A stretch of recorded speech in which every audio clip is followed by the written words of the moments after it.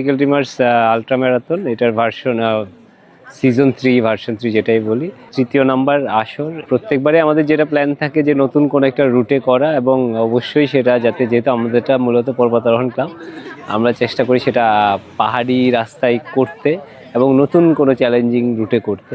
তো এরই ধারাবাহিকতায় এবছর প্রথম বছর আমরা যে আলীকদম ডিম পাহাড় থানচি সড়কে করেছিলাম, গত বছর বান্দরবান চিম্বুক সড়ক, এরই ধারাবাহিকতা এবার নতুন যে সড়ক, খুব বেশি বছর হয়নি, যেটা আলীকদম থেকে কুরুকপাতা হয়ে পোয়ামুহুরি যে রাস্তাটা, সেটাই এই আলট্রা ম্যারাথনটা করা হলো।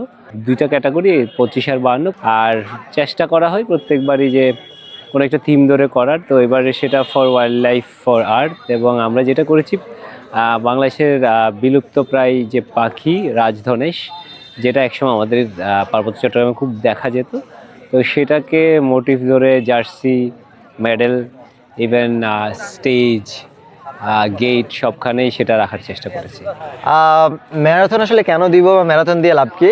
লাভ হচ্ছে নিজের বডির সাথে, নিজের মনের সাথে চ্যালেঞ্জ। প্রতিদিন 5 কিলো 10 কিলো দৌড়াবেন, সুস্থ থাকবেন, ডাক্তারকে বিদায় দিবেন। ফরহান ভাই, বাবর ভাই, ওনারা ঘুরে ঘুরে অনেক খুঁজে তারপর রুট প্ল্যান করেন।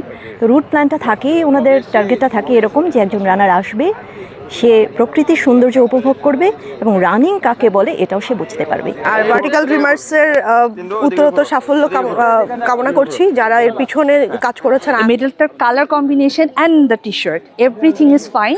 খুবই ভালো, পাহাড়ে উঠছি আর নামছি, এটা একটা অসাধারণ অনুভূতি। থ্যাংক ইউ আয়োজকরা, অসাধারণ একটা ইভেন্ট আসলে করেছে, কোনো জাঁকজমক নেই কিন্তু অসাধারণ। ভার্টিক্যাল ড্রিমার্সের আয়োজক সবাই খুবই চমৎকার। দৌড়াচ্ছি, ওটা ফিল হচ্ছে, মনে হচ্ছে একটা উৎসব বা একটা ফেস্টিভ ওকেশন আসছি আমরা সবাই।